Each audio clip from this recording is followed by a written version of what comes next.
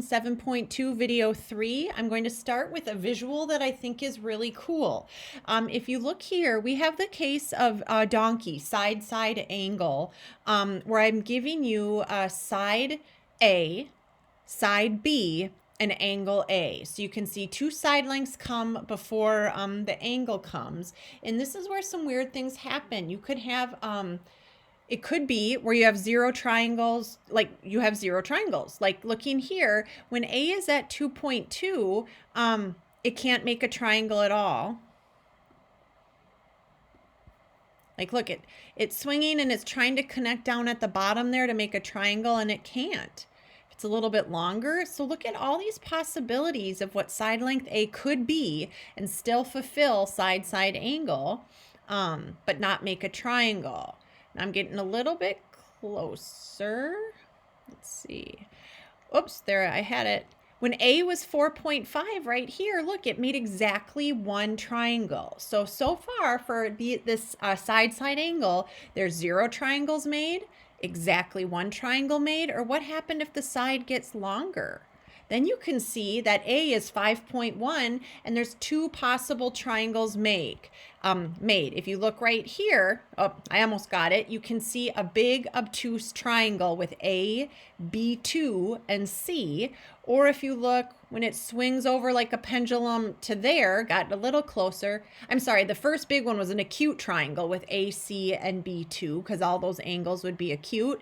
And then if you looked at this darker triangle on the left with AC and B1, you'd have an obtuse triangle because that B1 is really quite large. So what should you add in your notes to help you kind of remember what's going on? Please add this picture right here, okay? So we've got this angle is set in stone, this side length is set in stone, and now my other side length is going to be set in stone as well. Maybe if you kind of look at this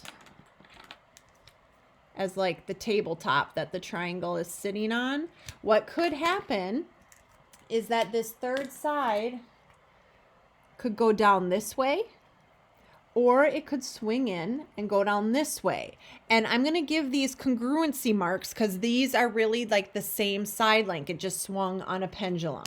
And what I'm going to do is call this angle 1 and this angle 2. And then let's remind ourselves that this triangle right here is an obtuse one. I'm going to redraw it. And here was that. And there was angle 2. So one of our possible triangles when we have SSA is that an obtuse triangle gets formed. All right. Our other possibility is if the hinge swung out this way, is that a acute one gets formed. So we had this side here, there was that original angle, there's the pendulum, and there is angle 1. And that was my acute triangle.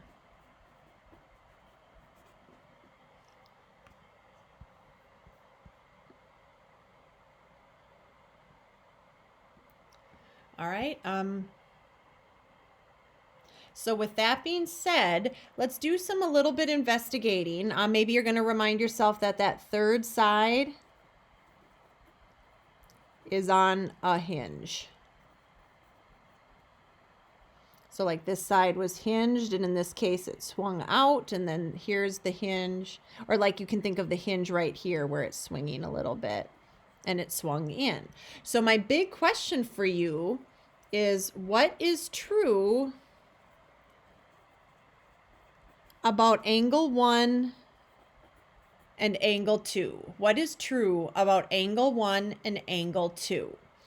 If you go back up to this main picture and you look at this triangle right here that was formed with the pendulum, I see an isosceles triangle right there. And we learned in geometry that in an isosceles triangle, base angles are congruent.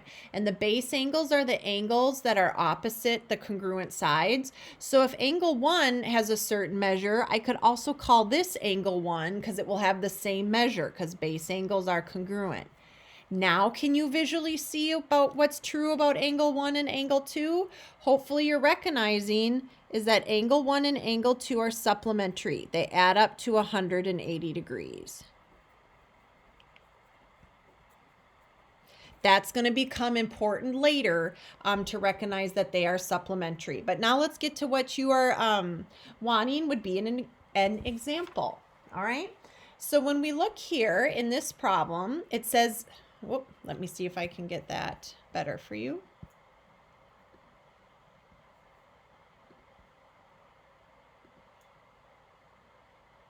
Come on, it just does not want to focus. Let's go. What if I started writing? Nope. All right, give a pause.